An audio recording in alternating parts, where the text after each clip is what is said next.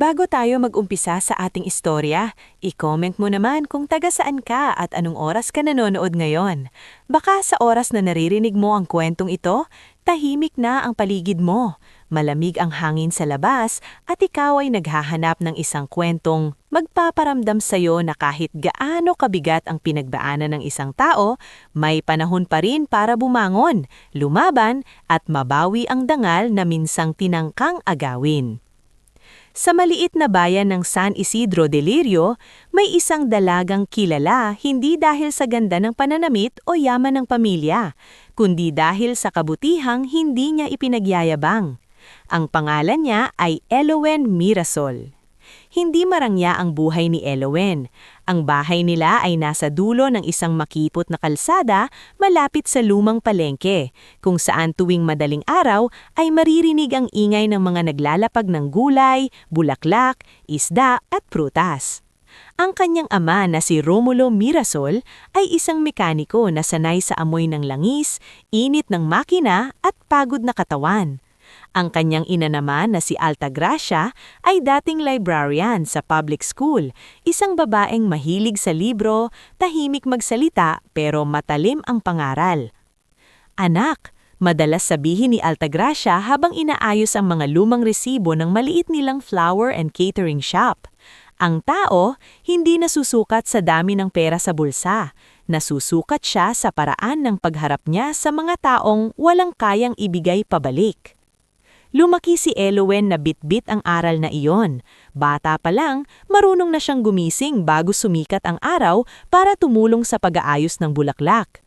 Siya ang nagtatali ng puting sampagita, nagbabalot ng rosas para sa kasal, at nag-aabot ng simpleng pagkain sa mga trabahador ng palengke kapag may sobra sila mula sa catering order.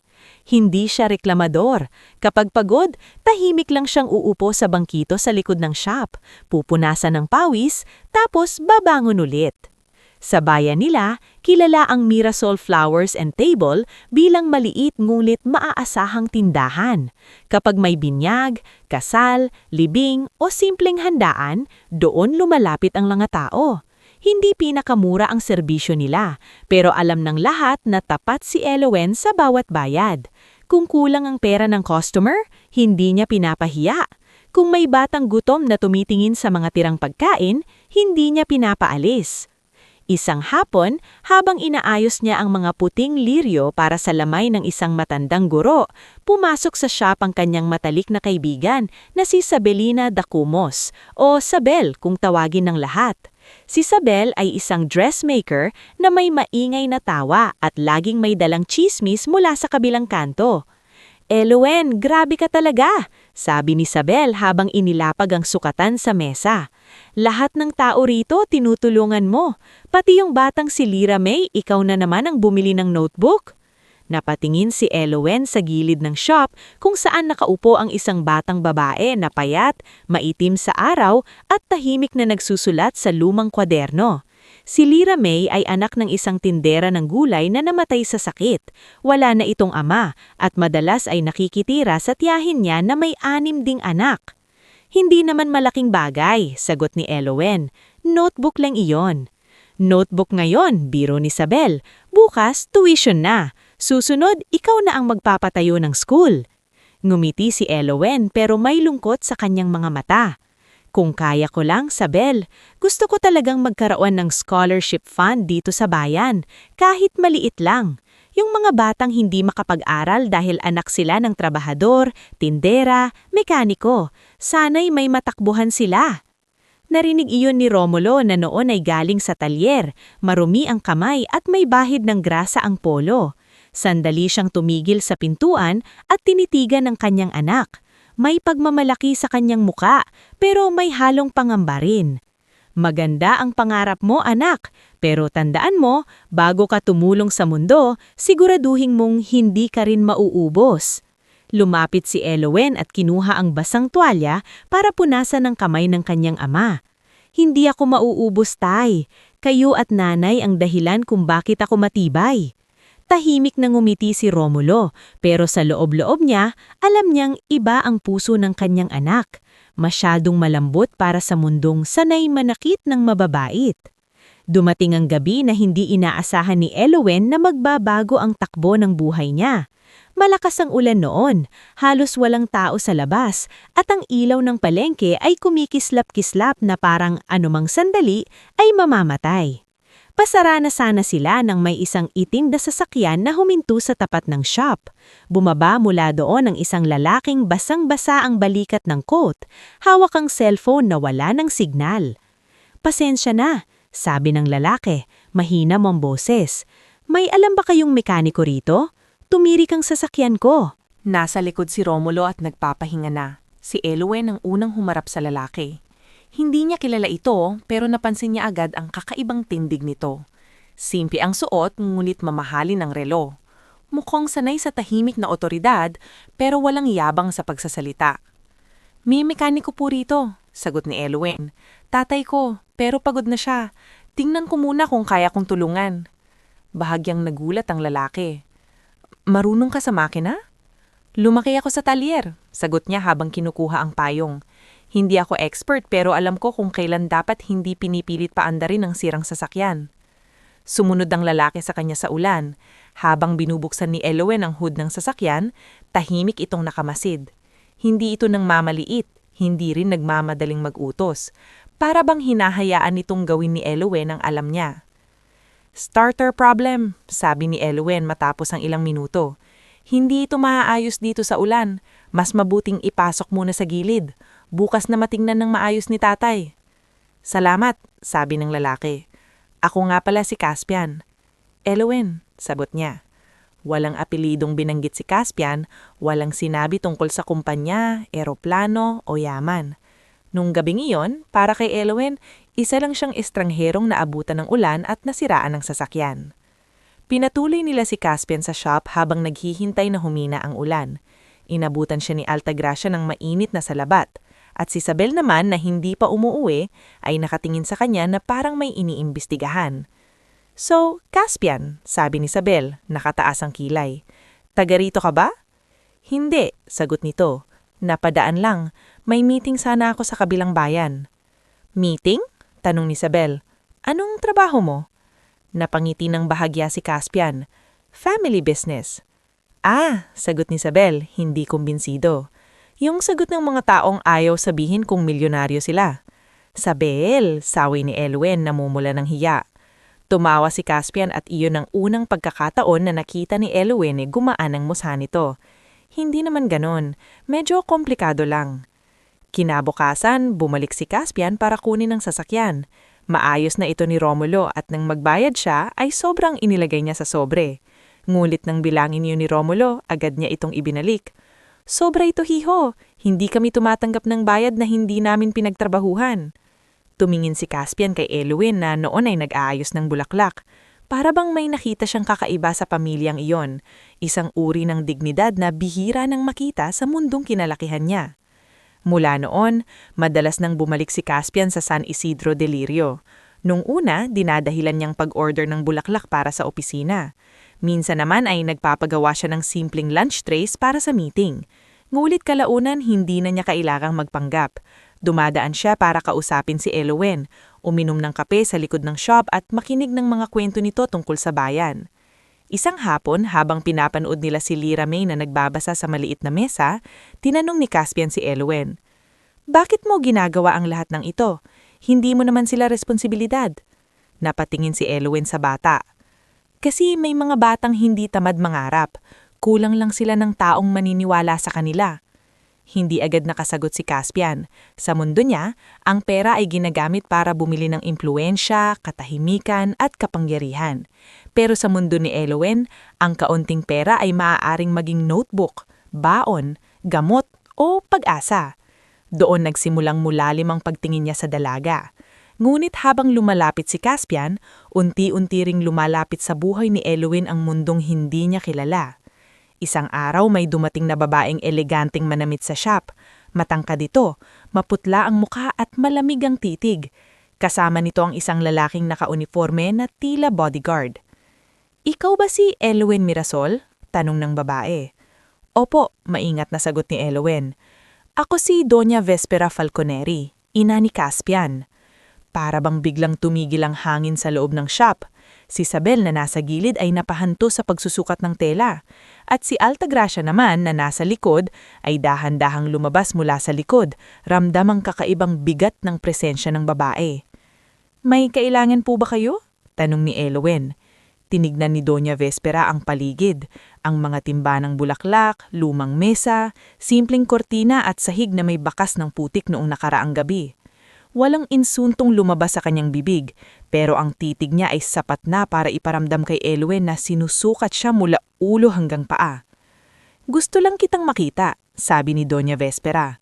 "Matagal nang hindi nag-aaksaya ng oras ang anak ko sa mga lugar na tulad nito." Napakapit si Altagracia sa gilid ng pinto, ngulit hindi nagsalita. Si Elowen naman ay nanatiling kalmado kahit bahagyang nanginig ang kamay niya.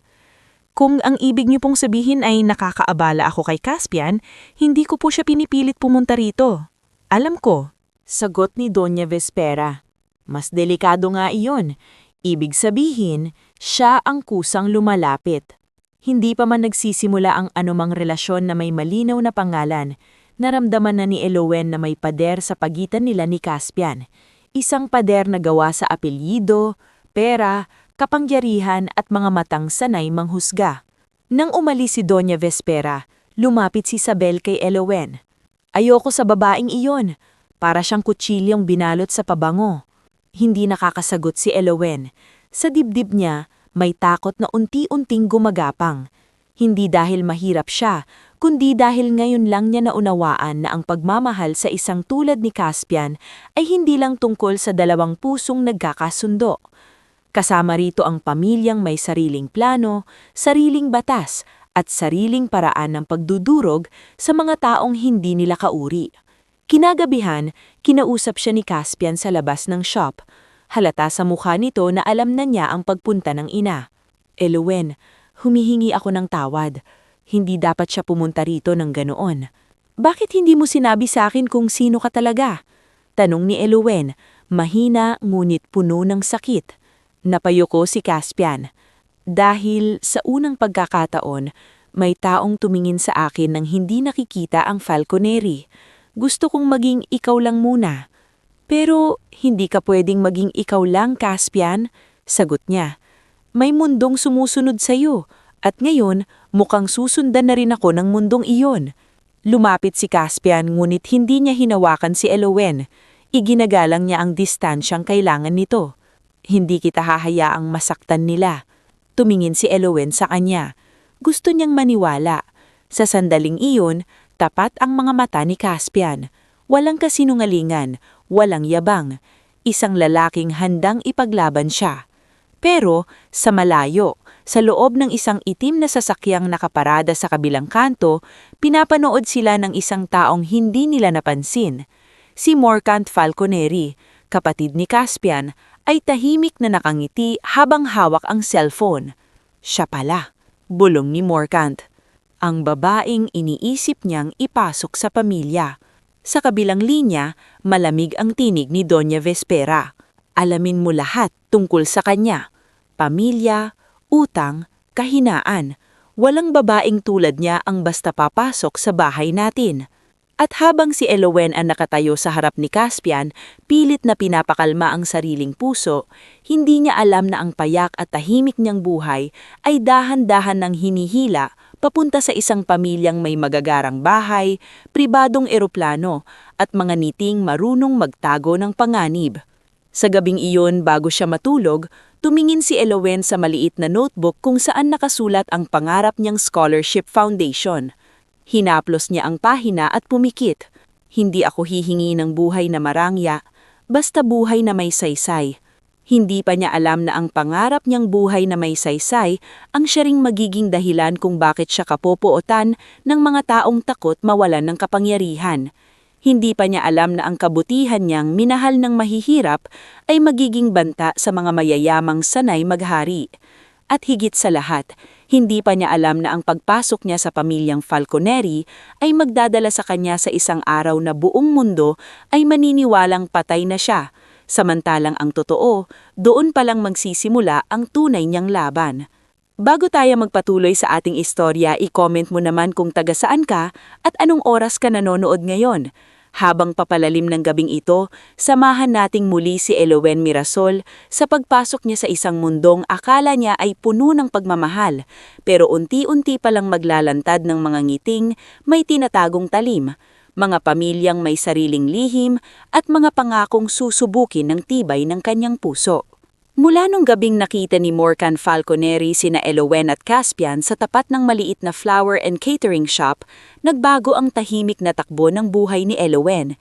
Hindi niya agad napansin iyon. Sa kanya, matapos ang pagpunta ni Doña Vespera, ang kailangan lamang niyang gawin ay maging maingat. Ngunit sa pamilyang Falconeri, ang isang simpleng babaeng minamahal ng tagapagmana ay hindi simpleng babae lamang. Para sa kanila, siya ay banta. Lumipas ang mga buwan at lalo pang tumibay ang relasyon nila Elowen at Caspian. Hindi naging madali. May mga gabing halos hindi sila nag-uusap dahil sa bigat ng mundo ni Caspian at sa takot ni Elowen na baka kapag pumasok siya sa buhay nito, tuluyan siyang lunurin ng pamilyang hindi siya tanggap. Ngulit palaging bumabalik si Caspian, hindi sa paraan ng lalaking sanay manuyo gamit ang pera, kundi sa paraan ng lalaking handang umupo sa simpleng upuan sa likod ng shop, kumain ng pansit na niluto ni Altagracia at makinig sa kwento ni Romulo tungkol sa sirang makina ng jeep.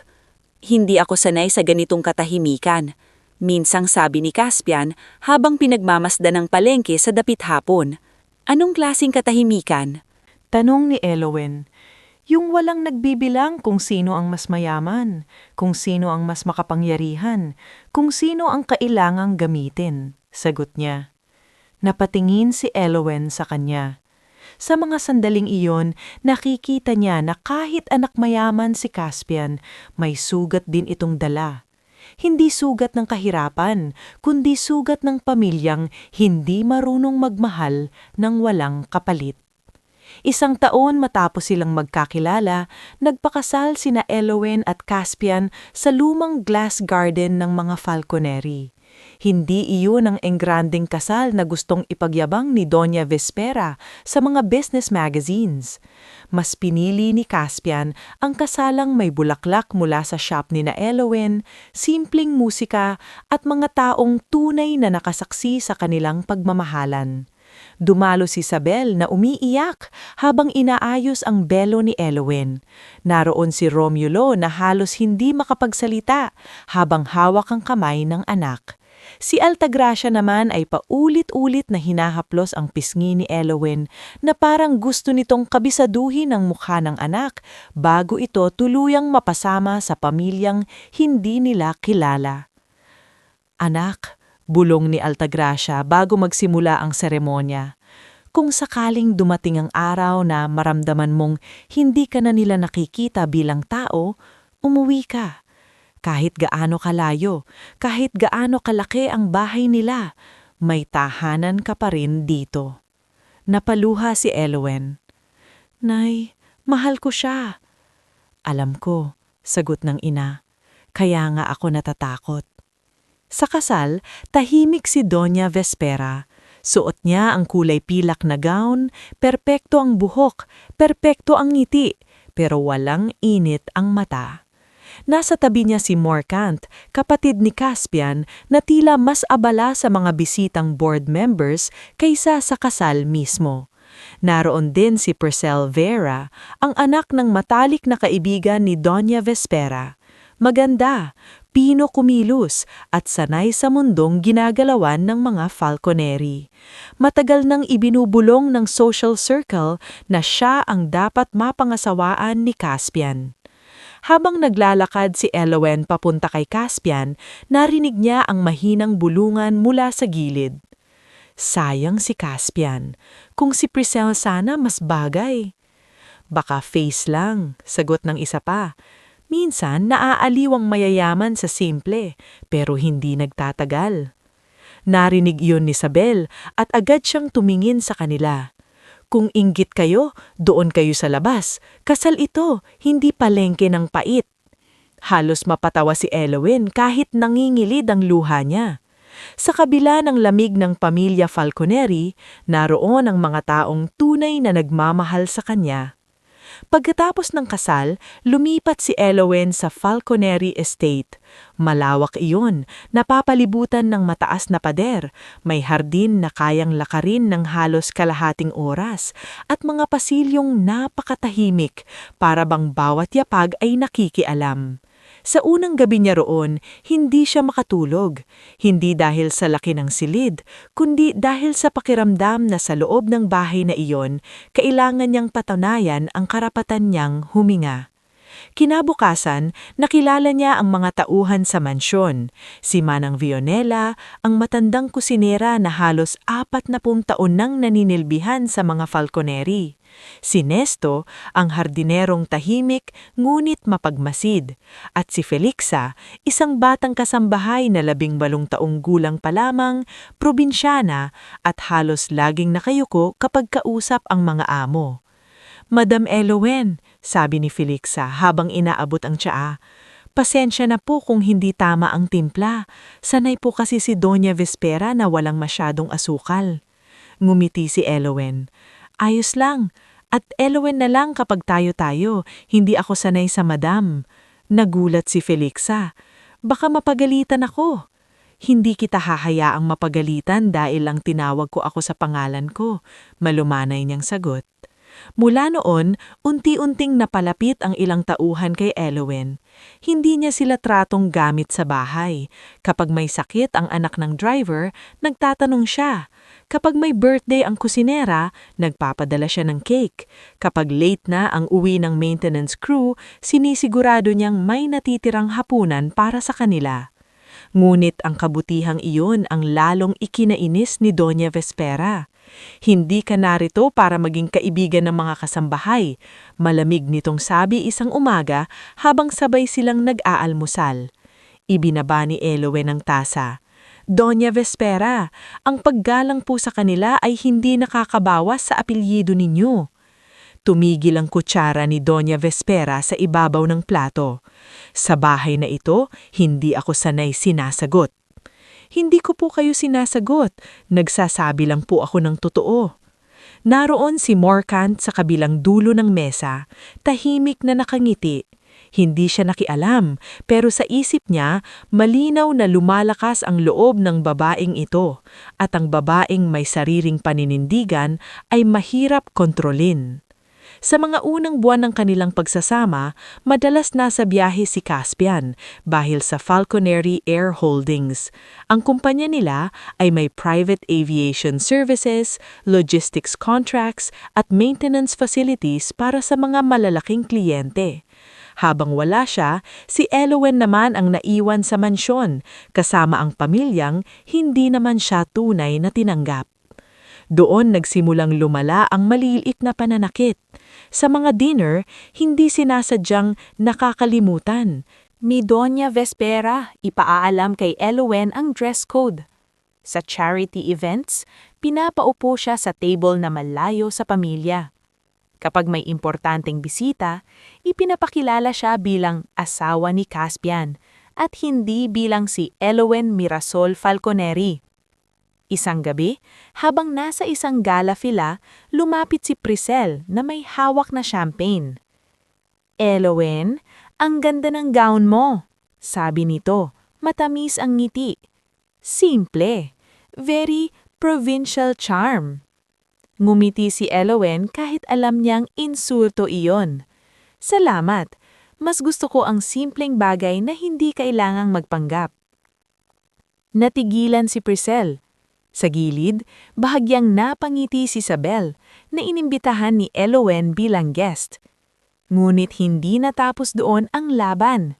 Dahil ang mga tulad ni Priscel ay hindi laging sumisigaw.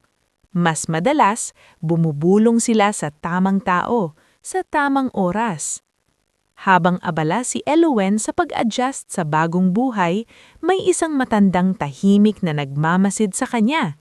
Si Don Severino Falconeri, lolo ni Caspian at dating chairman ng kumpanya. Matanda na ito, mahina ang katawan, ngunit malinaw pa rin ang isip.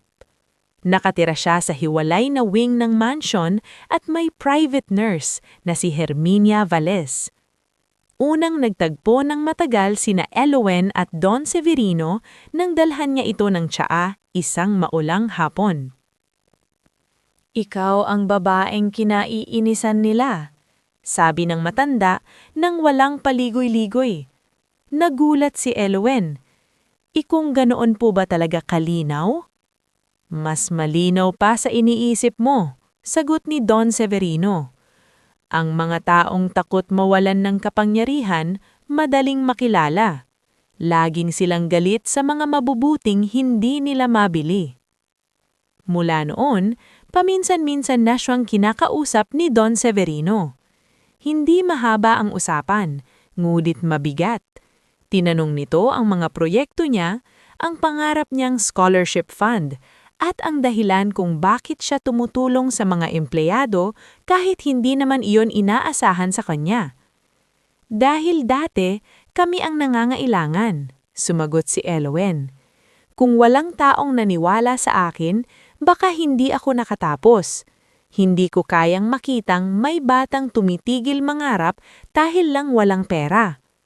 Matagal siyang tinitigan ni Don Severino. "Mas falconeri ka pa kaysa sa mga taong ipinanganak sa apelyidong iyan." Hindi alam ni Elowen na ang mga salitang iyon ang magiging simula ng mas malaking galit laban sa kanya. Lumipas ang 2 taon. Sa panahong iyon, hindi naging madali ang buhay ni Elowen, ngulit hindi rin siya nanatiling mahina. Sa halip na magkulong sa silid at hintayin na tanggapin siya, gumawa siya ng paraan para maging kapaki-pakinabang. Inayos niya ang neglected philanthropic arm ng kumpanya. Nagtayo siya ng maliit na livelihood project para sa asawa ng maintenance crew. Naglaan siya ng emergency fund para sa mga anak ng piloto, mechanic at ground staff na nagkakasakit o napuputol ang pag-aaral. Dahil dito, minahal siya ng ordinaryong empleyado. "Ma'am Elowen," sabi minsan ng isang janitor na si Tiban habang inaabot ang listahan ng beneficiaries. "Dati po, pangalan lang sa tarpaulin ang foundation. Ngayon po, may totoong natutulungan." Hindi niya alam na narinig iyon ni Morcant mula sa likod ng pinto. Kinagabihan, pumasok si Morcant sa study ni Doña Vespera. Naroon din si Priscel, tahimik na umiinom ng alak. Lumalaki ang impluwensya niya. Pati si Don Severino kumakampi na sa kanya. Kapag napirmahan ng matanda ang bagong foundation trust, may access si Elowen sa records. Tumigas ang muka ni Doña Vespera. Hindi mangyayari iyon. "May mas malala pa," dagdag ni Morcant. "Mukhang may nahanap si Don Severino sa old accounts.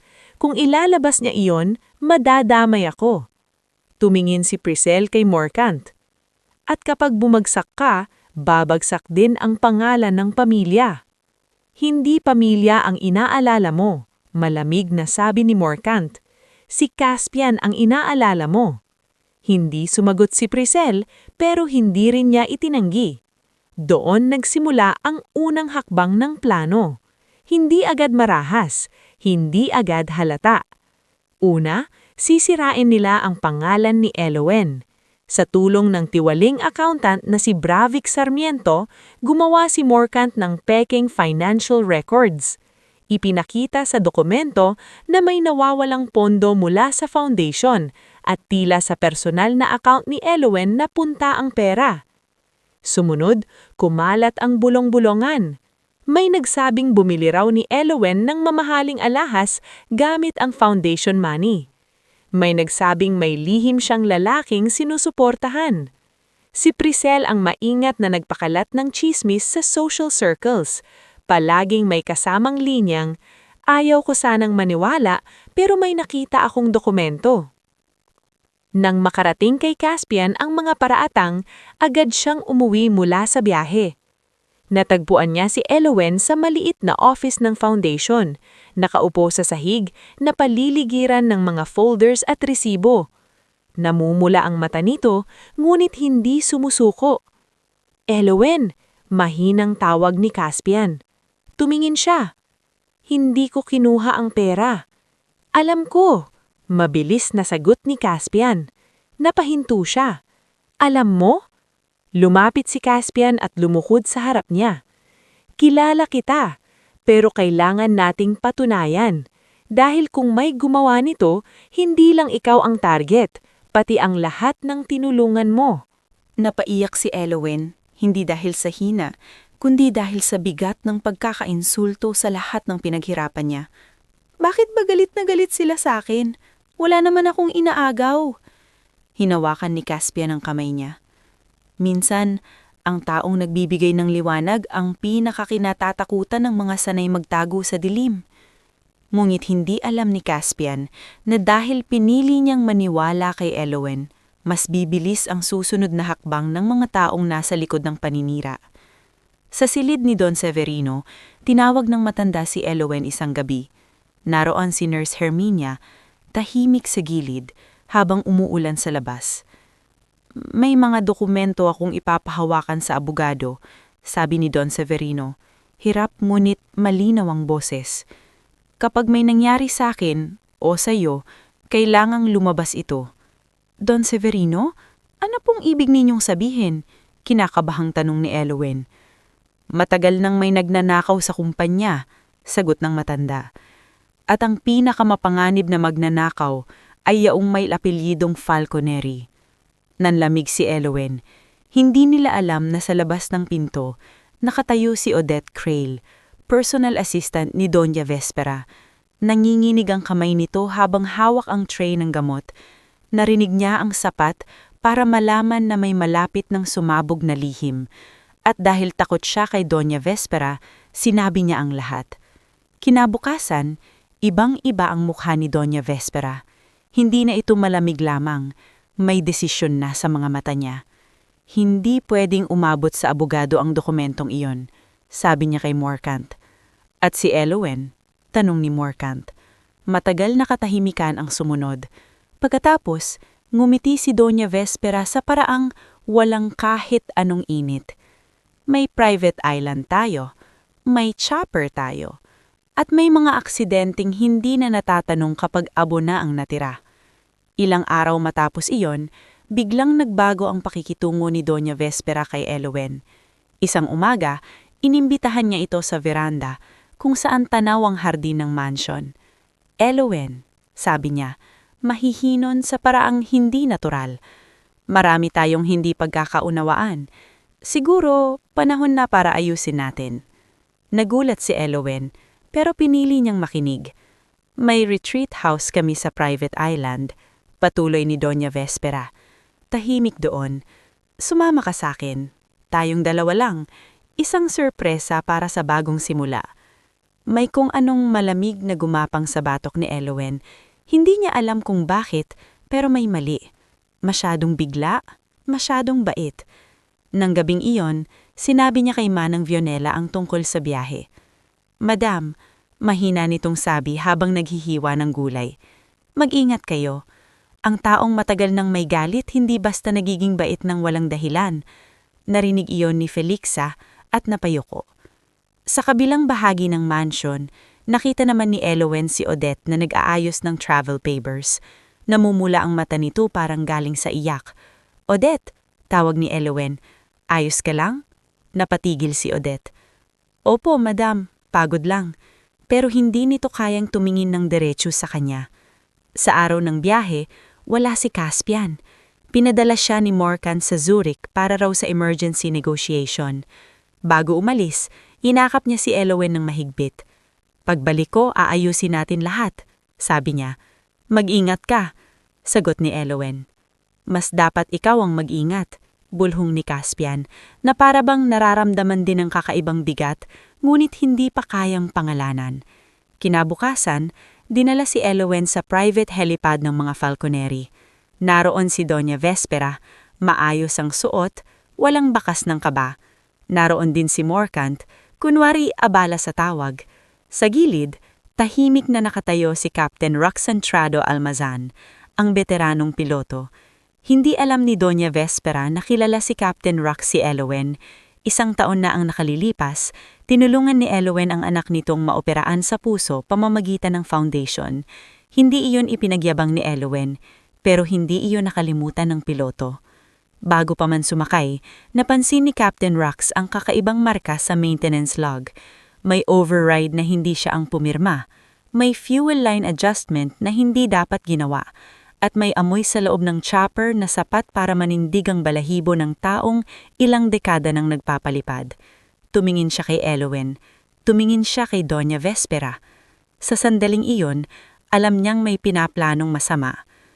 "Madam Elowen," sabi ni Doña Vespera, "sumakay ka na. Huwag nating sayangin ang oras."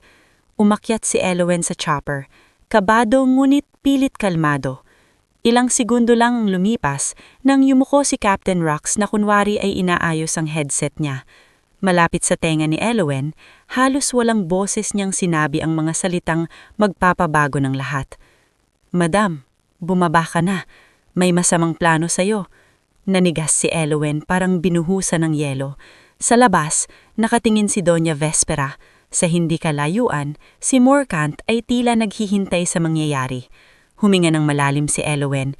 Sa ilang segundo, kailangan niyang pumili, magpahalata at mamatay agad o magpanggap at mabuhay. Bigla niyang hinawakan ng noo. "Sandali, nahihilo ako." Sumingangot si Doña Vespera. "Elowen, huwag kang madrama. Hindi ko kaya." Sabi ni Elowen nanginginig ang boses, pero ngayon ay hindi na niya kailangang magpanggap ng buo dahil totoo ang takot niya. "Parang masusuka ako." Lumapit si Nesto ang hardinero na noon ay inutusang maglinis sa paligid ng helipad. Nagtagpo ang mata nila. Hindi nito alam ang buong nangyayari, pero nakita nito ang panginginig ni Elowen at ang titig ni Captain Rox. "Madam," sabi ni Nesto, "may tubig po sa maintenance tunnel. Dito po kayo muna." "Bilisan mo," malamig na utos ni Doña Vespera. "Hindi tayo maghihintay ng matagal." Bumaba si Elowen. Iniwan ni Captain Rox ang maliit niyang travel bag sa upuan upang magmukhang nandoon pa rin siya. Mabilis ngunit hindi halata ang kilos. Inanalayan siya ni Nesto papunta sa gilid ng helipad, pababa sa maintenance passage na ginagamit ng staff. Nang makapasok sila sa madilim na bahagi ng tunnel, hinawakan ni Nesto ang balikat niya. "Madam, anong nangyayari?" Hindi pa nakakasagot si Elowen nang biglang umalingaw-ngaw ang malakas na tunog mula sa itaas. Una ay ugong ng makina. Sumunod ay sigawan. Pagkatapos, isang pagsabog na yumanig sa lupa. Napaupo si Elowen sa semento, natakpan ng tainga at napasigaw. Umulan ng alikabok mula sa kisame ng tunnel. Sa labas, narinig niya ang gulo, ang takot, ang mga taong tumatakbo. 10 minuto matapos siyang bumaba, sumabog ang chopper. Sa mata ng mundo, patay na si Elowen Mirasol Falconeri. Ngunit sa ilalim ng helipad, sa madilim na tunnel na amoy kalawang at lupa, buhay siya. Nanginginig, umiiyak, wasak ang puso. Ngunit buhay. Dahan-dahang tumayo si Elowen habang hawak ni Nesto ang braso niya. "Madam, kailangan nating umalis," sabi nito.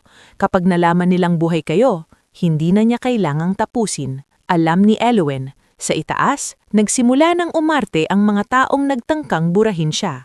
Sa mga susunod na oras, iiyak si Doña Vespera sa harap ng kamera. Magpapanggap si Morcant na nagulat. Malalaman ni Caspian sa ibang bansa na namatay ang asawa niya. At ililibing ng buong bansa ang pangalang Elowen Falconeri bilang isang trahedya. Pero sa ilalim ng lahat ng abo, usok at kasinungalingan, nagsimula ang isang bagong katotohanan. Hindi na lamang si Elowen ang babaeng minamaliit sa hapag na kainan. Hindi na siya ang manugang na kailangang magpatunay sa pamilyang ayaw sa kanya.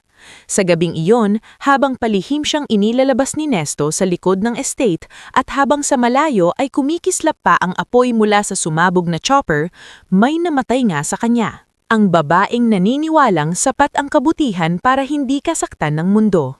At may isinilang, ang babaeng babangon mula sa sarili niyang peking kamatayan, hindi para gumante ng padalos-dalos, kung hindi para isa-isang kunin ang katotohanang sinubukan nilang sunugin kasama ng kanyang pangalan. Bago tayo magpatuloy sa ating istorya, i-comment mo naman kung taga saan ka at anong oras ka nanonood ngayon. Dahil sa puntong ito, hindi na ito lamang kwento ng isang babaeng inapi ng makapangyarihang pamilya.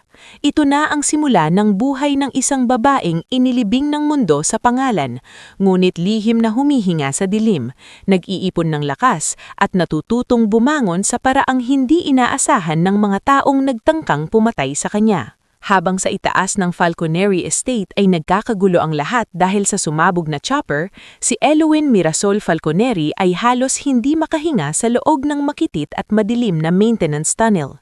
Kamakabog ang dibdib niya na parang gustong kumawala sa tadyang.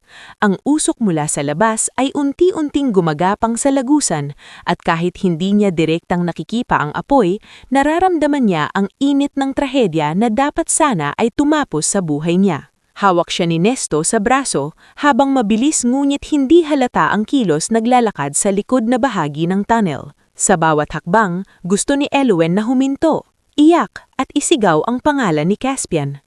Gusto niyang tumakbo pabalik at harapin si Doña Vespera. Gusto niyang alamin kung nasaan si Captain Rox. Ngunit alam niyang kung magpapadala sa emosyon, doon tuluyang mananalo ang mga taong nagplano ng lahat. "Madam, dito po!" Hingal na sabi ni Nesto habang binubuksan ang kinalawang na bakal na pinto sa dulo ng tunnel. May lumang service road dito, hindi na ginagamit ng pamilya.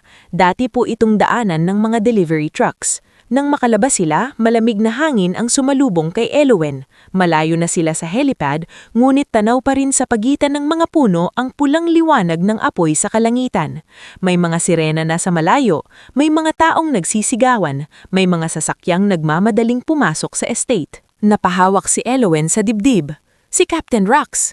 Nakita ko po siyang tumakbo pababa bago sumabog," sabi ni Nesto kahit may kaba sa tinig niya. "Hindi ko po alam kung saan siya dumaan, pero mukhang alam niya ang gagawin." Yun lang ang pinanghawakan ni Elowen sa sandaling iyon, ang pag-asang buhay ang taong nagligtas sa kanya. Sa gilid ng service road, may lumang pick-up na nakatago sa ilalim ng makapal na puno ng akasya. Naroon si Felixa, ang batang kasambahay, umiiyak habang hawak ang maliit na bag. Halatang nanginginig siya, ngunit pinilit niyang maging matatag nang makita si Elowen. "Madam," bulong ni Felixa, halos mapahagulgol. "Pinakuha po ni Manang Vionela ang ilang damit ninyo. Hindi po marami, baka mahalata." Lumapit si Elowen at niyakap siya ng mahigpit. "Felixa, bakit ka nandito? Delikado ito."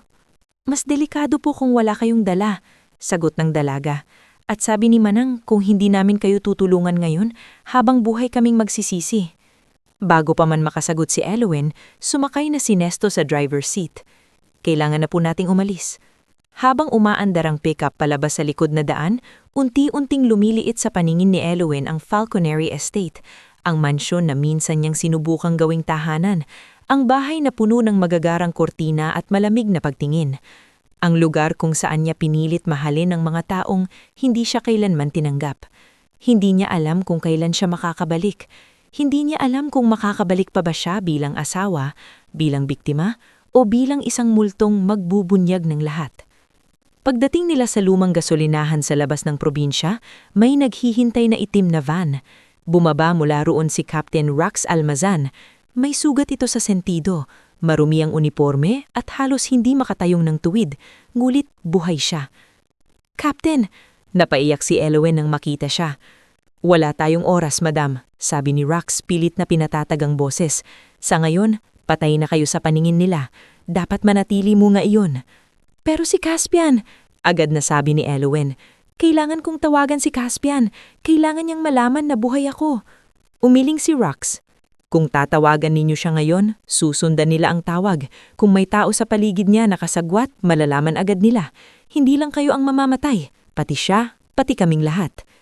Para iyong kutsilyong dahan-dahang ipinasok sa puso ni Elowen. Sa lahat ng sakit na naramdaman niya nung araw na iyon, pinakamabigat ang isipin na kailangan niyang hayaan magluksa ang lalaking mahal niya. "Hindi niya kakayanin," bulong niya. "Mas hindi niya kakayanin kapag nalaman niyang buhay kayo, tapos nawala ulit kayo ng tuluyan," sagot ni Rox.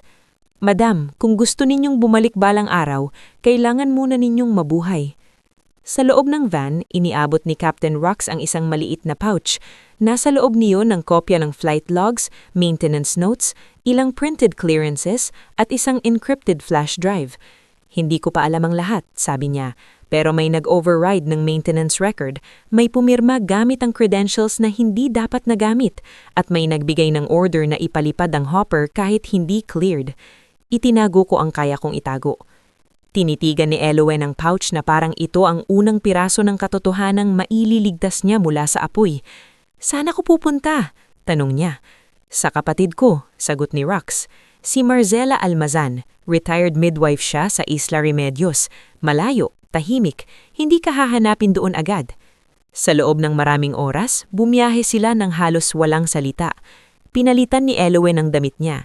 Tinanggal niya ang singsing sa daliri, hindi dahil gusto niyang kalimutan si Caspian, kundi dahil anumang kumikilala sa kanya ay maaaring magdala ng panganib.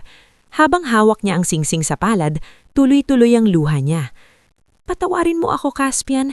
Kailangan kong mabuhay bago ako makabalik. Pagdating nila sa pantalan bago magbukang liwaliway, sumakay sila sa maliit na bangka papunta sa Isla Remedios. Ang dagat ay madilim pa at ang hangin ay maalat at malamig. Sa bawat alon na tumatama sa gilid ng bangka, pakihamdam ni Elowen ay unti-unting lumalayo ang dati niyang pagkatao. Si Elowen Mirasol Falconeri, ang bahay na minahal ng ordinaryong empleyado, ang bahay na inapi sa mansyon, ang bahay na di umanong namatay sa chopper explosion, iiwanan niya muna ang pangalang iyon. Sa Isla Remedios, sinalubong sila ni Marcela Almazan, kapatid ni Rox. Siya ay isang babaeng nasa edad 50, kayong manggi ang balat, matapang ang mga mata at may boses na hindi sanay sa paligoy-ligoy. Ito ba siya? Tanong ni Marcela sa Rox. Oo, kailangan niya ng pangalan. Tinignan ni Marcela si Elowen mula ulo hanggang paa, hindi nang huhusga, kundi sinusukat kung gaano kalalim ang sugat na dala nito. Mula ngayon, sabi ni Marcela, ikaw muna ay Elia Maristela. Bookkeeper ka ng community clinic. Badu ka. Ayaw mong pag-usapan ng nakaraan. Kapag may nagtanong, kaunti lang ang sagot mo. Naiintindihan mo? Tumanggo si Elowen. Opo. Hindi ka na mayaman dito. Hindi ka rin kawawa. Kung gusto mong mabuhay, matuto kang gumalaw na parang ordinaryong tao. Napakapit si Elowen sa bag. Matagal na po akong ordinaryong tao bago ako naging Falconeri. Sa unang pagkakataon, bahagyang lumambot ang mukha ni Marcela. Kung ganon, baka mabuhay ka nga. Ang Isla Remedios ay malayo sa mundong iniwan ni Elowen. Walang marble floors, walang chandelier, walang tahimik na kasambahay na takot magkamali. Naroon ang amoy ng dagat, ang ingay ng bangka tuwing umaga, ang tawanan ng mga batang nakayapa at ang hirap ng mga pamilyang nabubuhay sa huli ng araw. Sa maliit na bahay ni Marcela, natulog si Elowen sa papag na kawayan, may kulambo sa itaas at tunog ng alon sa labas. Ngunit kahit payapa ang paligid, hindi payapa ang kanyang isip. Ilang araw matapos siyang dumating, lumabas sa telebisyon ang balita tungkol sa kanyang kamatayan. Nakaupo siya sa sulok ng klinik habang ang lumang TV ay may mahinang signal. Nakita niya ang mukha ni Doña Vespera, nakaitim, umiiyak sa harap ng kamera. Ang pagkawala ni Elowen ay sugat na hindi kilanman maghihilom sa aming pamilya. Sabi nito, pinipigilan kunwari ang hikbi. Minahal namin siya bilang bahagi ng Falconeri. Napahigpit ang hawak ni Elowen sa gilid ng upuan. Sumunod na ipinakita si Morcant, seryoso ang mukha. Hustisya ang nais namin, ngunit sa ngayon kailangan naming magluksa.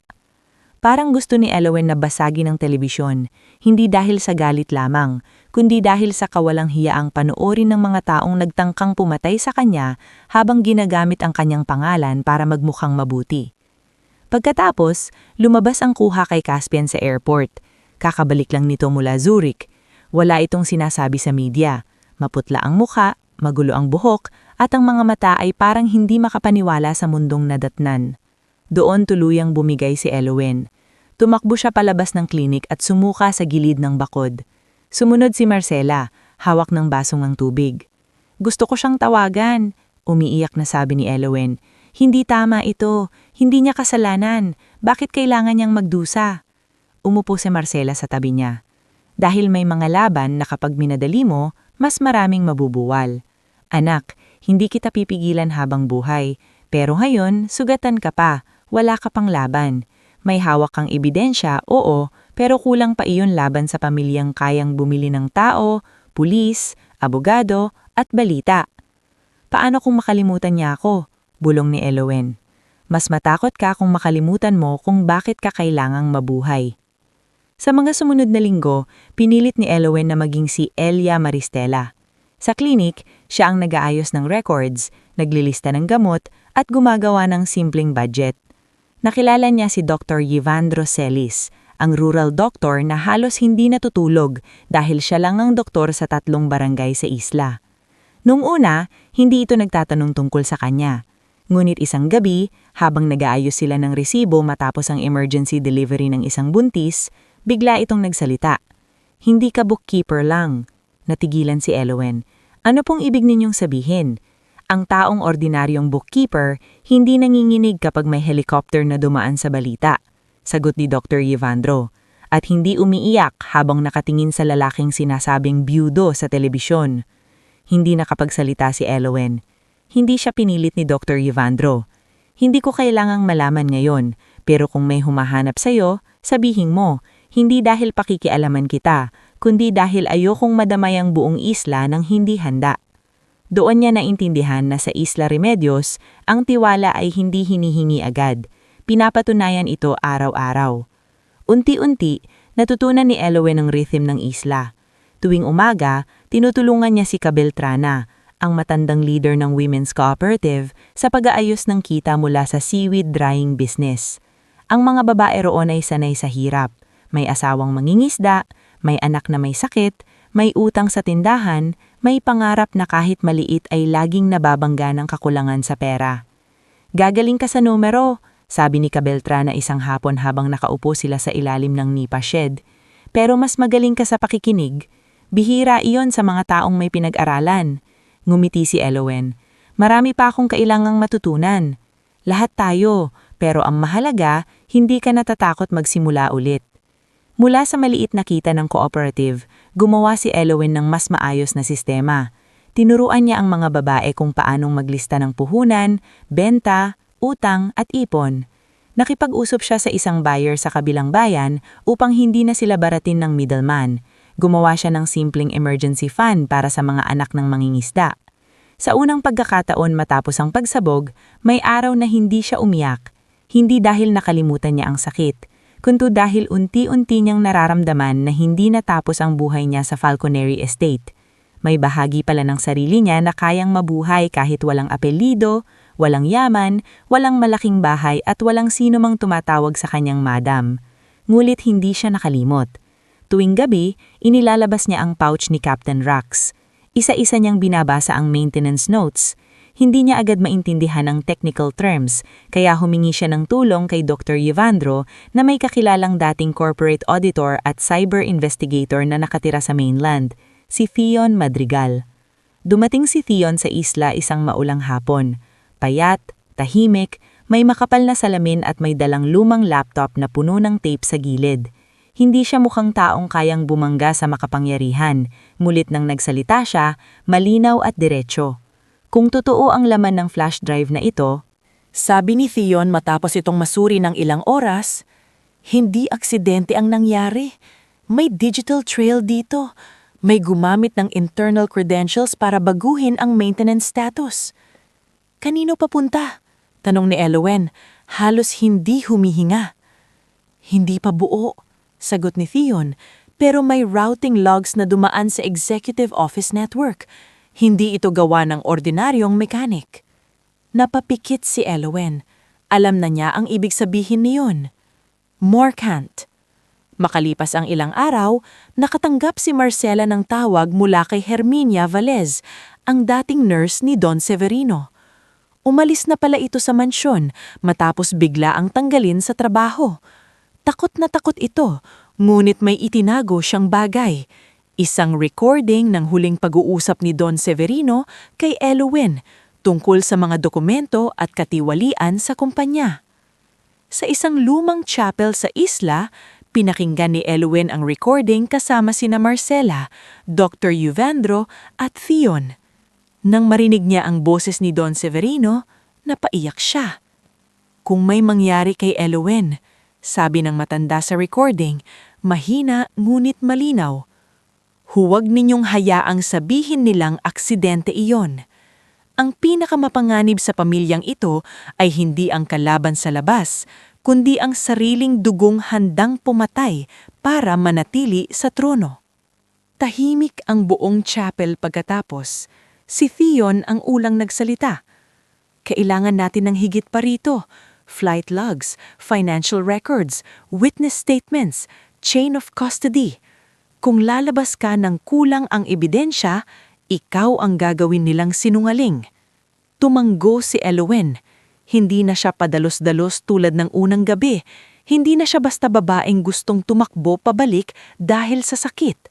Ngayon, natututo na siyang maghintay, magplano at kumilos ng tama. Makalipas ang halos 1 taon mula nang ideklara siyang patay, bumalik si Elowen sa Maynila ng palihim.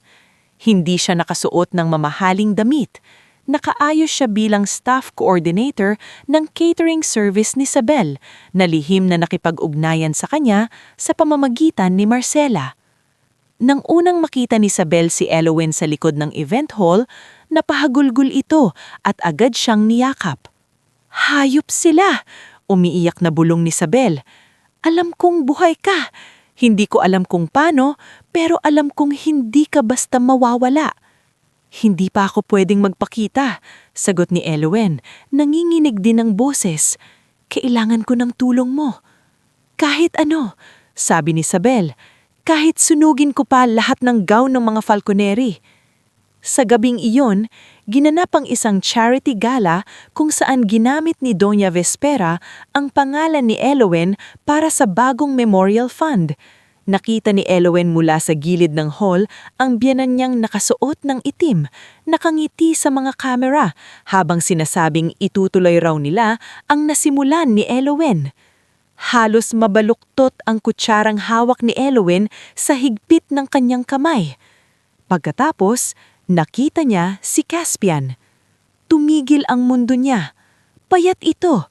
Mas matanda ang mukha kaysa ng huli niyang niyakap bago bumiyahe sa Zurich. Wala na ang dating gaan sa mga mata nito. Nakaupo siya sa isang sulok, malayo sa mga bisita. Tila naroon ang katawan, ngunit wala ang kaluluwa. Gusto ni Elowen na lumapit. Gusto niyang sabihin, buhay ako. Gusto niyang hawakan ng kamay nito at burahin ang 2 taong sakit sa isang yakap. Ngunit sa kabilang dulo ng hall, nakita niya si Morcant na nakikipag-usap kay Bravik Sarmiento.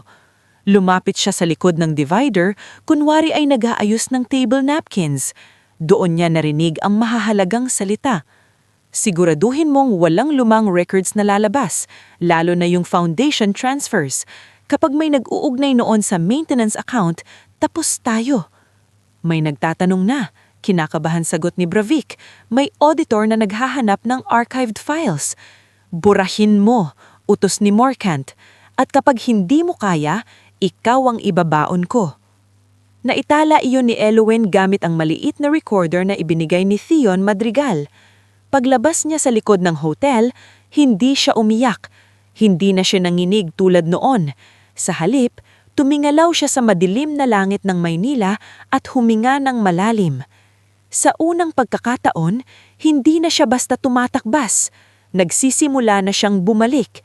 Hindi pa bilang asawa na yayakap kay Caspian, hindi pa bilang babaeng magpapakilala sa mundo, kundi bilang Elowen Mirasol Falconeri, ang babaeng inakalang sinunog nila kasama ng chopper, ngulit ngayon ay may hawak ng ebidensya, mga kakampi at bagong lakas na nabuo mula sa pinakamadilim na bahagi ng kanyang buhay.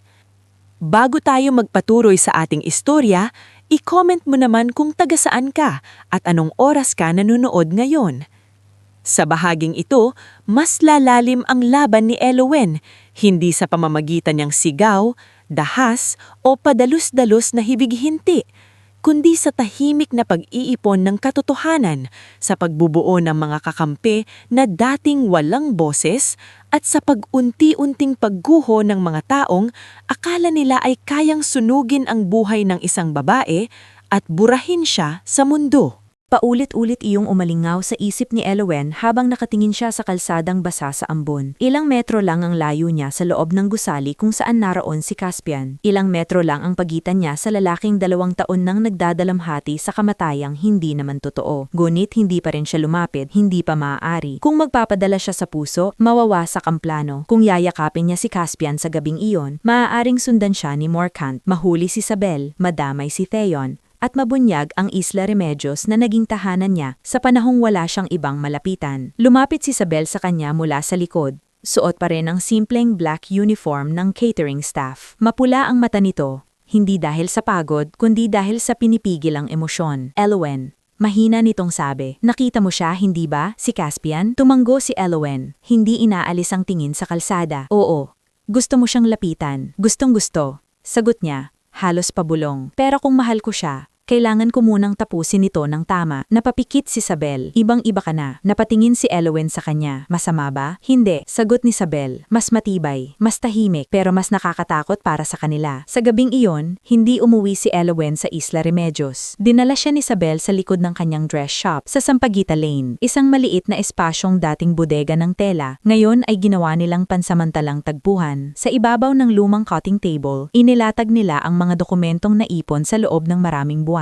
Kopya ng flight logs, maintenance override records, listahan ng foundation transfers, recording ni Don Severino, at ngayon, ang usapan ni Morcant at Bravic. Kinabukasan, dumating si Theon, dala ang laptop niyang puno ng tape sa gilid, kasama si Dr. Yuvandro Celes, na pumunta sa Maynila para personal na tayakin ligtas si Elowen. Hindi niya kailangang pumunta, ngunit sa loob ng 2 taon sa isla, hindi na niya itinuring si Elowen bilang pasyente lang. Isa na itong taong pinili niyang tulungan dahil naniniwala siyang ang katotohanan ay hindi dapat laging natatalo ng pera. May sapat na payo para magsimula ng independent inquiry, sabi ni Theon habang tinitignan ng audio file. Pero kulang pa rin para siguradong hindi nila mababaliktad. Kailangan natin ng witness na galing mismo sa loob. Bravic, sabi ni Elowen. Umiling si Isabel. Yung accountant, takot yun kay Morcant. Baka ibenta ka niya. Kaya hindi ako ang lalapit sa kanya. Sagot ni Elowen. May mas matagal nang nakakaalam ng takot niya. Ilang araw ang lumipas bago nila natunton si Bravic Sarmiento. Hindi na ito tulad ng dating maayos at mayabang na accountant na kasabwat ni Morcant. Payat na siya. Laging pawisan at palaging lumilingon sa likod. Nakita siya ni Theon sa isang maliit na coffee shop malapit sa lumang office ng isang auditing firm. Hindi direksyong lumapit si Elowen. Sa halip, si Isabel ang umupo sa katapat nito. Bravic,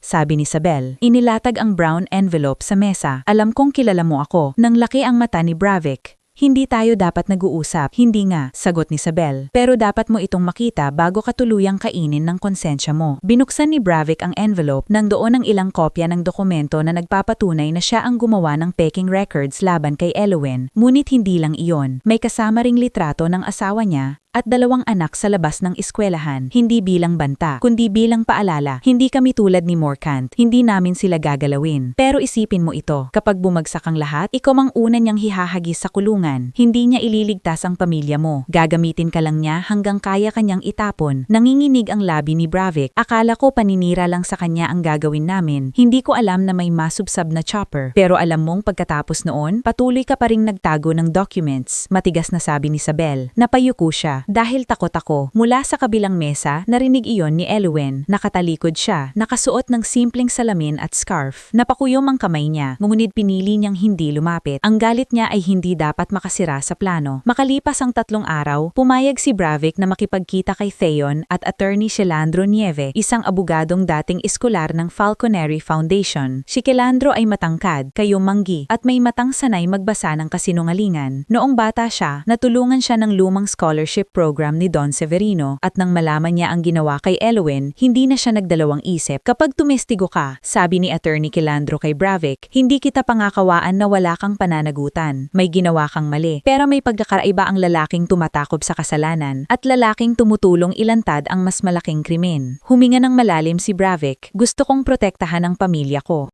Kung ganon, sabi ni Elowen mula sa madilim na bahagi ng silid, ngayon ay nagpakita na sa kanya Magsabi ka ng totoo. Nang makita ni Bravik si Elowen, halos mahulog siya sa upuan. Diyos ko! Hindi. Malamig na sagot ni Elowen. Hindi Diyos. Babaeng akala ninyo patay na.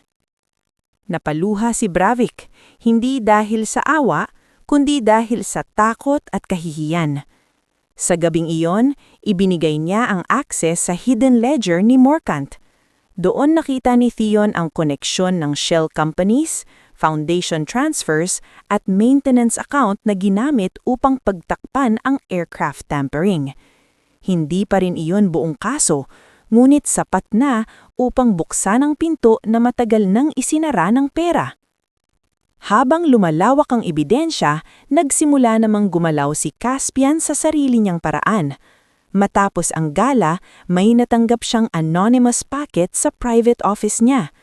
Nandoon ang ilang screenshots ng messages ni Purcell noong panahong sinisiraan si Elowen.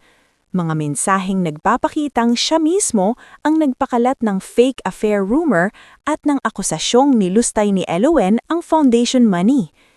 Walang pangalan ang nagpadala, ngunit nang nakita ni Caspian ang maliit na piraso ng violet thread na kasama sa envelope, naalala niya ang dress shop ni Sabel. Kinabukasan, pinuntahan niya si Sabel. Pagbukas ni Sabel ng pinto, agad niyang sinabing, "Kung pupunta ka rito para ipagtanggol ang pamilya mo, umalis ka." Hindi agad nakasagot si Caspian. Nakasuot siya ng simpleng polo, walang bodyguard, walang driver, at sa mukha niya ay bakas ang 2 taong halos walang tulog. "Hindi," sagot niya. "Pumunta ako dahil nagsisimula na akong maniwalang pinatay siya ng pamilya ko." Tahimik si Sabel. Napaupo si Caspian sa maliit na upuan sa gilid ng shop. Sa paligid niya ay mga tela, sinulid at mga gown na kalahating yari. Malayo iyon sa boardroom na nakasanayan niya, ngunit dito niya naramdaman na mas malapit siya sa totoo kesa sa buong mansyon ng Falconeri. "Bakit ka ngayon lang nagpakita?" tanong ni Sabel, puno ng galit ang boses. "Noong buhay pa siya sa harap mo, ilang beses mo bang pinatahimik ang sarili mo habang minamaliit siya ng nanay mo? Ilang beses mo bang sinabing, hayaan mo na, ganyan lang talaga sila? Alam mo ba kung ilang gabi siyang umiiyak?" Parang sinuntok si Caspian sa dibdib. Yumuko siya. "Alam ko, at wala akong maidadahilan. Hindi sapat ang pagsisisi." "Alam ko rin," sabi niya. "Kaya sabihin mo kung saan ako magsisimula." Hindi sinabi ni Sabel na buhay si Elowen. Hindi pa. Ngunit ibinigay niya ang unang direksyon, ang nurse ni Don Severino na si Herminia Valles. Nang makipagkita si Caspian kay Herminia sa maliit na simbahan sa Quezon City, dala nito ang recording ni Don Severino. Nanginginig ang matandang nurse habang iniabot ang device.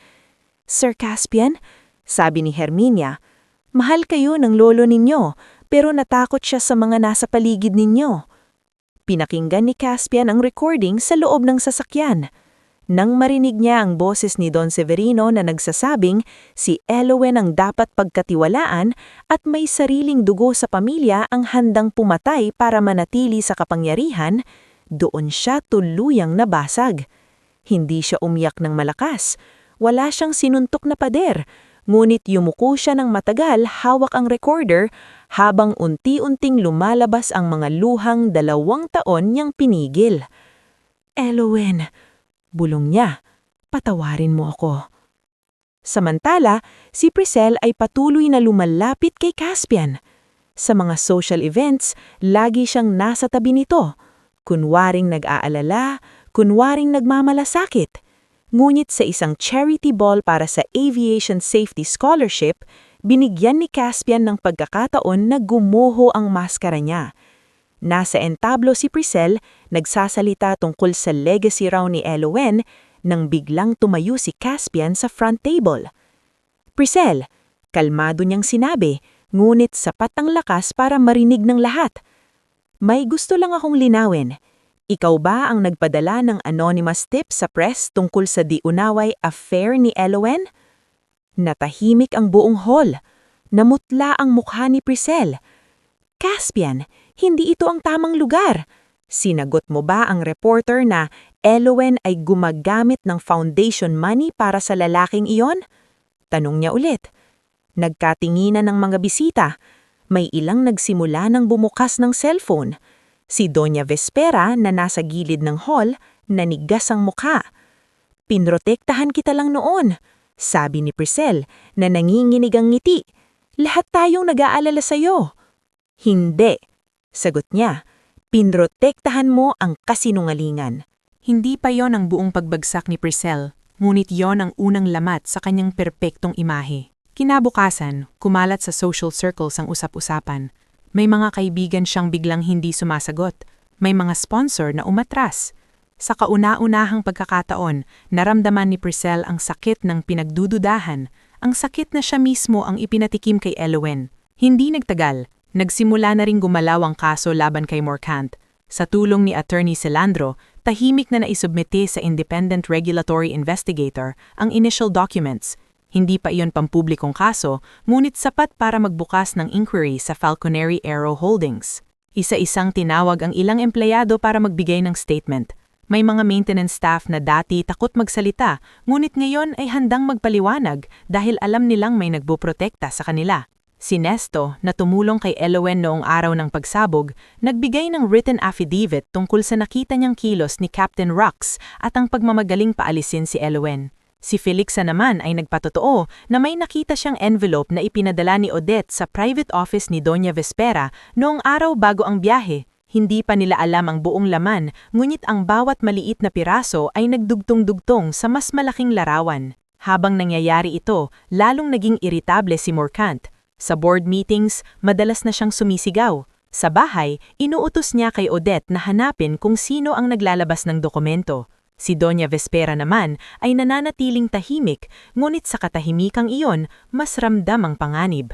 May taong gumagalaw laban sa atin, sabi ni Morcant isang gabi. Sa study. Natural lang, malamig na sagot ni Doña Vespera. Maraming gustong makakita sa pagbagsak ng pamilyang ito. Hindi ito ordinaryong kalaban, giit ni Morcant. Parang alam niya ang loob ng bahay. Alam niya ang nangyari noon. Matagal na tumingin si Doña Vespera sa kanya. Patay na si Elowen. Paano kung hindi? Umalingawang ang tanong sa silid. Sa unang pagkakataon, kahit si Doña Vespera ay hindi agad nakasagot. Samantala, napagdesisyonan ni Elowen na oras na para harapin si Caspian. Hindi pa sa publiko, hindi pa sa boardroom. Kailangan muna niyang malaman kung kaya nitong tumayo laban sa sariling dugo, hindi dahil mahal siya nito, kundi dahil tama iyon. Ang tagpuan ay sa lumang kapilya sa tabimang dagat sa Isla Remedios. Gabi iyon, mahina ang alon, may iilang kandilang nakasindi sa loob. Si Isabel ang nagdala kay Caspian sa isla habang si Dr. Yevandro at Marcela ay nanatili sa labas upang magbantay. Nang pumasok si Caspian sa kapilya, nakita niya ang babaeng 2 taon niyang iniiyakan. Nakatalikod si Elowen sa altar, suot ang simpleng puting damit. Mahaba ang buhok na bahagyang nililipad ng hangin mula sa bukas na bintana. Tumigil si Caspian sa pintuan, para siyang nawalan ng lakas. Elowen! Halos walang boses niyang sabi. Dahan-dahang humarap si Elowen. Sa sandaling iyon, walang plano, walang ebidensya, walang kaso ang kayang pumigil sa bigat ng emosyon na bumuhos sa kanilang dalawa. Napahawak si Caspian sa upuan upang hindi matumba. "Buhay ka!" bulong niya, umiiyak. "Buhay ka!" Umakbang siya palapit, ngunit huminto si Elowen bago siya tuluyang mayakap. "Caspian," sabi niya, nanginginig ang boses. Hindi ito simpleng pagbabalik. Napahinto siya. Kita sa mukha niya ang sakit, ngunit pinilit niyang igalang ang distansya. "Bakit hindi mo sinabi sa akin? Bakit hinayaan mong ilibing ka?" Umiyak si Elowen, ngunit hindi siya umiwas. "Dahil kung nalaman nilang buhay ako, papatayin nila akong nang sigurado. At baka ikaw rin. Wala akong hawak noon kundi takot at ilang pirasong ebidensya. Kailangan kong mabuhay bago ako makabalik." Napaupo si Caspian sa bangko, parang biglang bumagsak ang bigat ng 2 taon sa balikat niya. "Araw-araw kong sinisisi ang sarili ko. Dapat lang," sabi ni Elowen. "Hindi malupit, ngunit tapat. Dahil bago nila tinangkang patayin, ilang beses mong hindi ako ipinagtanggol sa mga maliliit na pagpatay nung pagkatao ko." Umiikang sagot ni Caspian. "Alam ko." "Minahal kita," patuloy ni Elowen, Pero maraming gabi akong nag-iisa sa bahay ninyo habang pinaparamdam sa akin na wala akong halaga.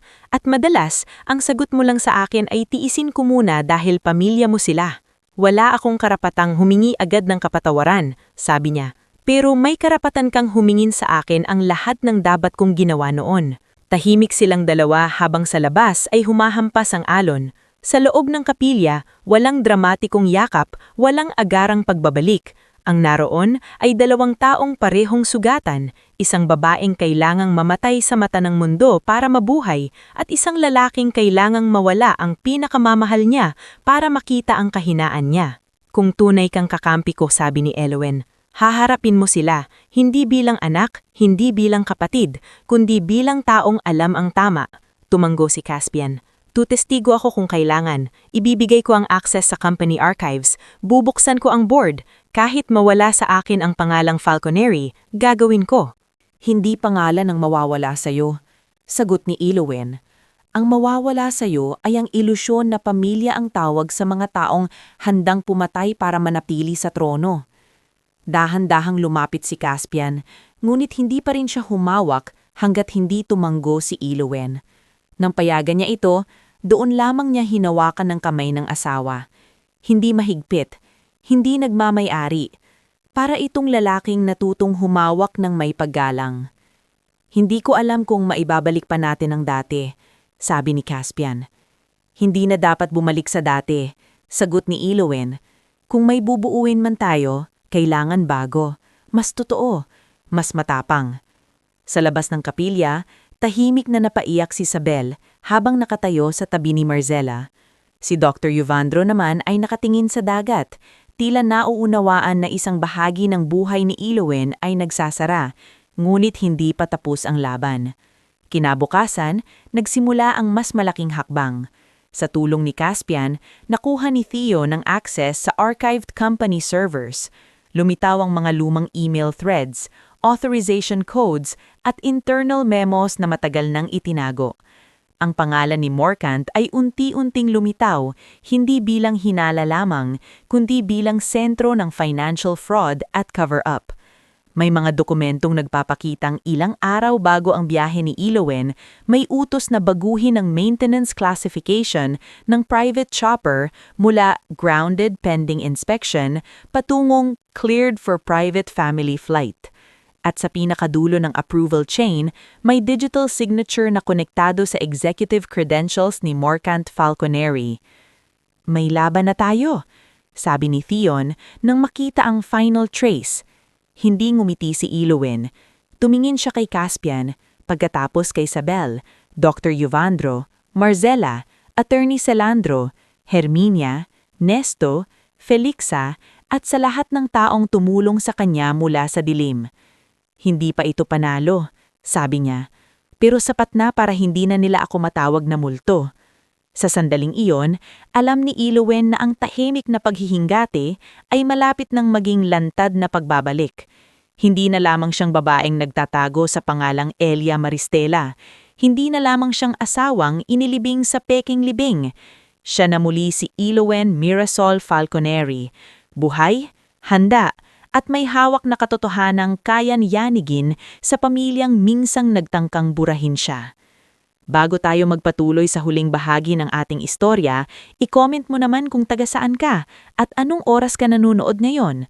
Sa puntong ito, dumating na tayo sa araw na matagal nang pinaghandaan ni Elowen, ang araw na hindi na siya magtatago sa dilim, hindi na siya tatawaging alaala, hindi na siya gagamit ng ibang pangalan para mabuhay. Ito na ang araw ng kanyang pagbabalik, hindi bilang babaeng naghahanap lamang ng paghihingati, kundi bilang babaeng kukunin muli ang pangalan, dangal, at kinabukasang pilit na inagaw sa kanya. Matapos makita ni Theon Madrigal ang digital signature na konektado sa executive credentials ni Morcant Falconeri, naging tahimik ang buong silid kung saan sila nagtipon. Naroon sina Elowen, Caspian, Isabel, Dr. Yuvandro, Marcela, Attorney Celandro, Herminia, Nesto, Felixa, at sa lahat ng taong tumulong sa kanya mula sa dilim. Hindi agad nagsalita si Elowen. Tinitigan niya ang mga dokumento sa harap niya at sa loob ng ilang saglit, bumalik sa isip niya ang lahat. Ang unang araw niya sa flower shop, ang payo ng ina niyang si Altagracia, ang pawisang kamay ng ata niyang Romulo, ang malamig na tingin ni Doña Vespera, ang paninginig niya sa loob ng maintenance tunnel at ang gabi sa Isla Remedios kung saan inakalang hindi na siya muling makakabangon. Handa ka na ba? Tanong ni Caspian, mahina ang boses. Tumingin si Ilowen sa kanya. Sa mata ni Caspian, wala na ang dating alinlangan. Naroon pa rin ang sakit, ang pagsisisi, gulit mas malinaw na mayon ang paninindigan. Hindi ako magiging ganap na handa, sabi ni Ilowen, pero sapat na ang tapang ko mayon para hindi na tumakbo. Kinabukasan, ipinatawag ni Caspian ang emergency board hearing ng Falconary Aero Holdings. Ang opisyal na rason ay tungkol sa regulatory inquiry, ngunit walang nakakaalam sa loob ng kumpanya na ang araw na iyon ay magiging wakas ng matagal na paghahari ng kasinungalingan. Dumating ang mga board members na balisa. Dumating ang legal team ng kumpanya. Dumating si Morcant na pilit kalmado, suot ang maitim na suit at ang ngiting matagal niyang ginamit para takpan ng takot.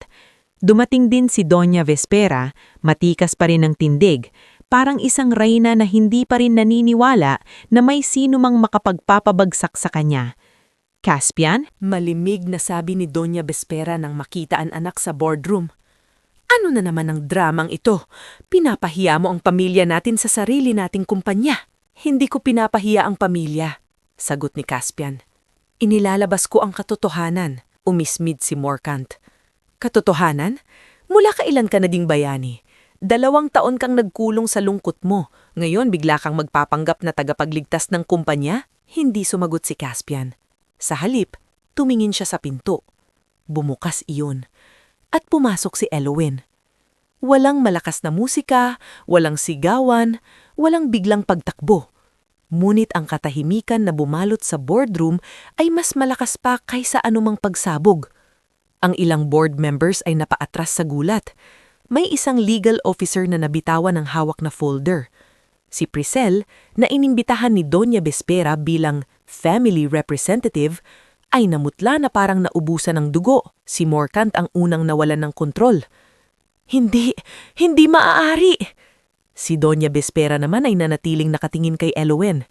Sa loob ng 2 segundo, nakita sa mukha niya ang tunay na takot bago niya muling isuot ang maskara ng pagkukunwari. Elowen! Naninginig ngunit pilit na malumanay niyang sabi. Anak, buhay ka? Hindi gumalaw si Elowen. Hindi siya lumapit. Hindi siya nagpasalamat sa peking pag-aalala. Tumayo lamang siya sa gitna ng silid, kasama sina Attorney Celandro at Theon. Huwag niyo na akong tawaging anak, sabi niya, malinaw at kalmado. Ang anak, hindi pinapasakay sa chopper na alam ninyong hindi na dapat lumipad. Nagkagulo ang mga bulungan sa boardroom. Tinangka ni Morcant na tumayo. This is absurd. She's unstable. 2 taon siyang nagtatago at ngayon papasok dito na may kwento? Hindi kwento, sagot ni Attorney Celandro. Evidence. Inilabas ni Theon ang timeline sa malaking screen. Isa-isa lumitaw ang timeline. Una, ang peking financial documents na ginamit para sirain si Elowen. Sumunod, ang shell companies na konektado kay Morcant. Sumunod, ang foundation transfers na ipinasok sa maintenance account. Pagkatapos, ang chopper maintenance report na binago mula grounded pending inspection patungong cleared for private family flight. Sa dulo, lumitaw ang digital signature na konektado sa executive access ni Morcant. Pwedeng ma-forge yan, sigaw ni Morcant. Ngulit basag na ang boses niya. Kung isa lang, sagot ni Theon. Pero hindi kapag may server logs, backup timestamps, access location at witness statement mula mismo sa accountant na inutusan mong magtago ng records. Bumukas ang kabilang pinto. Pumasok si Bravic Sarmiento, kasama ang 2 legal officers. Nanginginig siya, ngunit lumakad siya papunta sa harap. Si Morcant ang nag-utos sa akin. Una para palabasing ninakaw ni Ma'am Elowen ang foundation funds. Pagkatapos para itago ang movement ng pera sa maintenance account. Hindi ko alam noong una kung para saan iyon, pero nang sumabog ang chopper, Naintindihan ko at tumahimik ako dahil natakot ako. Napahawak si Priscel sa mesa. Si Doña Bespera ay tumingin kay Bravik na parang kaya pa rin niyang patahimikin sa titig lamang. Ngunit hindi na ito katulad noon. Marami nang nakakikinig, marami nang nakakarinig. Sumunod mapinatugtog ni Attorney Celandro ang recording ni Don Severino. Sa speaker, lumabas ang mahina ngunit malinaw na boses ng matanda. Kung may mangyari kay Elowen, huwag ninyong hayaang sabihin nilang aksidente iyon. Ang pinakamapanganib sa pamilyang ito ay hindi ang kalaban sa labas, kundi ang sariling dugong handang pumatay para manatili sa trono. Sa sandaling iyon, tuluyang bumagsak ang tapang ni Caspian. Hindi dahil bago sa kanya ang recording, kundi dahil ngayon narinig na iyon ng buong boardroom. Ang katotohanang matagal itinago ng mansyon ay lumabas na sa ilaw. Tumayo si Doña Bespera. Enough! This meeting is over. Hindi. Ngayon lang ito sinisimulan. Dumating ang mga representante ng regulatory body at ang mga pulis na matagal nang nakaantabay sa labas sa koordinasyon ni Attorney Celandro. Hindi ito palabas. Hindi ito paghihiganting walang proseso. Inihanda nila ang lahat ayon sa batas. Si Morcant ay sinubukang lumabas, ngunit hanarang siya ng mga officers. Morcant Falconeri, kailangan niyong sumama sa amin para sa investigasyon kaugnay sa financial fraud, obstruction, falsification of records, at conspiracy related to the aircraft incident. Caspian, sigaw ni Morcant. Kapatid mo ako! Tumingin si Caspian sa kanya. Luhaan ngunit matigas. Kapatid kita. Pero si Elowen ang asawa ko. At higit sa lahat, may mga taong muntikang mamatay dahil sa kasakiman mo. Si Doña Bespera naman ay hindi agad dinampot. Ngulit nang lumabas si Odette Crail, ang dati niyang assistant, hawak ang sworn statement at mga kopya ng instructions na ipinapadala sa kanya noon, doon nawala ang huli niyang depensa. Pinilit niya ako. Sinabi niyang kapag hindi ako sumunod ay mawawala ang trabaho ng asawa ko at hindi na makakapagpagamot ang anak namin. Ako ang nag-ayos ng travel papers. Ako ang nagdala ng envelope sa private office. Pero siya ang nag-utos. Dahan-dahang tumingin si Doña Vespera kay Elowen. Sa unang pagkakataon, wala na ang reyna. Ang natira ay isang babaheng takot mawalan ng lahat. Elowen, sabi niya, mahina na ngayon. Hindi mo naiintindihan. Ginawa ko iyon para sa pamilya. Hindi, sagot ni Elowen. Ginawa niyo iyon para sa kapangyarihan, at matagal niyo nang ginagamit ang salitang pamilya para takpan ang kasamaan. Hindi siya sumigaw. Hindi siya lumapit upang manakit.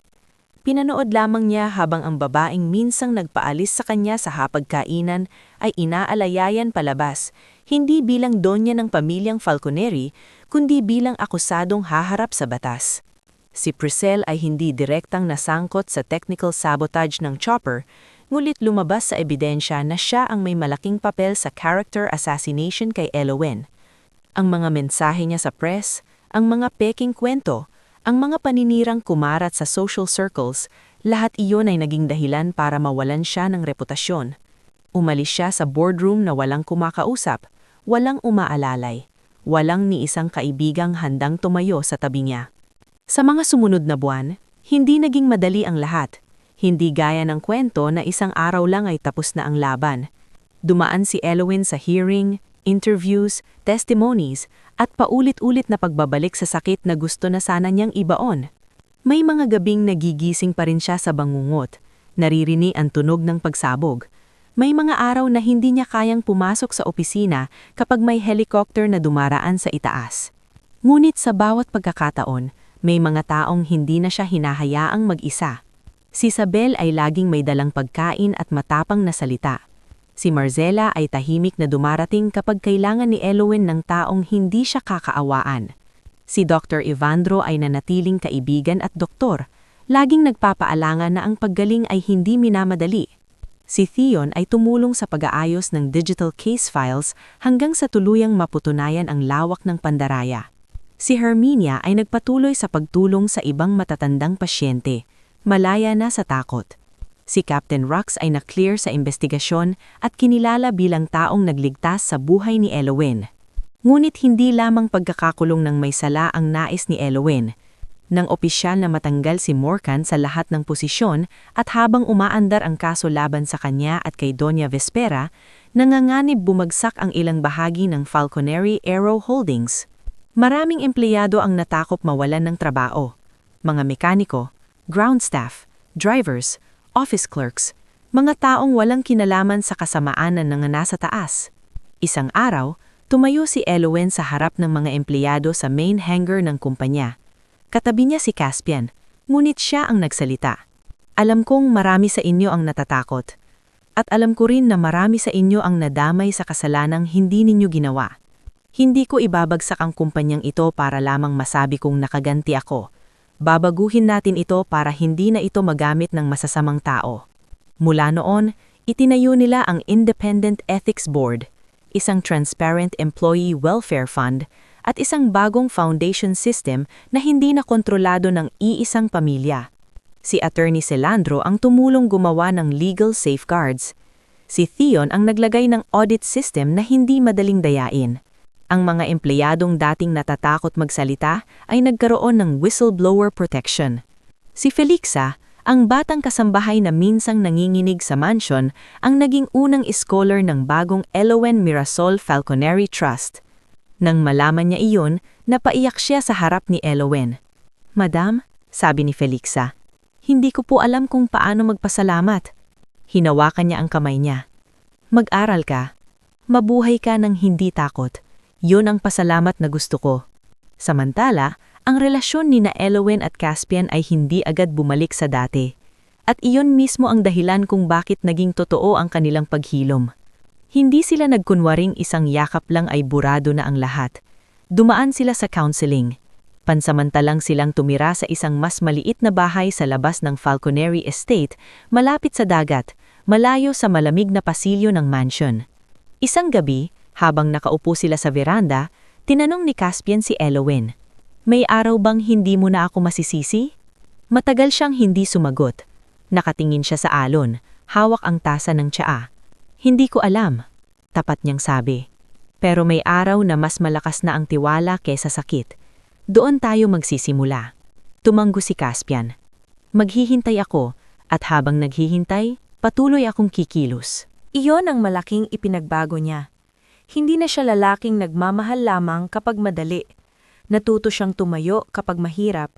Natuto siyang magsalita kapag may maling nangyayari. At natuto siyang ang pagmamahal ay hindi proteksyon kung tahimik lang itong nanonood. Lumipas ang mga taon. Hindi na bumalik si Elowen sa dating Elowen na takot magsalita sa hapag ni Doña Vespera. Hindi rin siya naging matigas na babaeng wala ng puso. Sa halip, naging mas buo siya. May mga peklat, oo, pero hindi na iyon tanda ng pagkatalo. Tanda iyon na may mga apoy siyang pinagdaanan at hindi siya natupok. 5 taon matapos ang kanyang pagbabalik, ang dating Falconeri Mansion ay hindi natirahan ng malamig na kapangyarihan. Sa desisyon ni na Elowen at Caspian, ginawa itong training center para sa mga scholars, displaced workers at mga anak ng empleyado. Ang dating dining hall kung saan siya minsang pinahiya ay naging lecture room. Ang dating guest wing ay naging dormitoryo ng mga estudyanteng mula sa malalayong probinsya. Ang dating opisina ni Doña Vespera ay ginawang counseling room para sa mga babaeng biktima ng abuso at pananakot. At ang helipad, ang lugar kung saan minsang naging simula ng peking kamatayan ni Elowen, ay hindi na ginamit para sa chopper. Ipinatanggal niya ang lumang marka sa semento at ipinatamnan ng hardin. May mga puting liryo roon, tulad ng mga bulaklak na inaayos niya noong dalaga pa siya sa shop ng kanyang pamilya. May mga akasya sa gilid. May maliit na plaka na hindi nagsasalita tungkol sa trahedya, kundi tungkol sa buhay. Nakalagay doon, "Sa lugar kung saan tinangkang tapusin ang isang buhay, magsisimula ang pag-asa ng marami." Sa Isla Remedios, ang seaweed cooperative ni Naka Beltrana ay lumago sa tulong ng foundation. Hindi na sila binabarat ang middleman, may sariling processing center na sila, at ang mga anak ng mangingisda ay nakakapag-aaral na sa mainland. Si Dr. Yuvandro ay nakakuha ng bagong clinic equipment. Si Marcela ay nanatiling matapang na midwife na laging nagsasabing walang ipinanganak na mahina, may mga tao lang na pinahihina ng mundo. Si Captain Rux ay pinarangalan sa isang simpleng ceremony, hindi marangya, hindi puno ng politika. Tumayo siya sa harap ng mga scholar at sinabi, "Hindi ako bayani, natakot din ako, pero minsan ang tamang gawin ay ginagawa habang nanginginig ka." Sa araw ng unang graduation ng mga eskolar ng Elowen Mirasol Falconary Trust, naroon sina Romulo at Altagracia sa front row. Matanda na sila, ngunit maliwanag ang mga mata. Si Isabel ay abala sa pag-aayos ng toga ng mga bata, habang si Felixa, ngayon ay graduating scholar na rin, ay umiiyak habang hawak ang diploma. Tumayo si Elowen sa entablado. Sa tabi niya si Caspian, hindi bilang anino ng pamilyang Falconary, kundi bilang asawang natutong magmahal ng may pananagutan. Sa harap nila ay mga kabataang minsang akala ay hindi makakapag-aaral dahil mahirap lang sila. Anak lang ng mekaniko, kasambahay, piloto, hardinero o mangingisda. Huminga ng malalim si Elowen bago magsalita.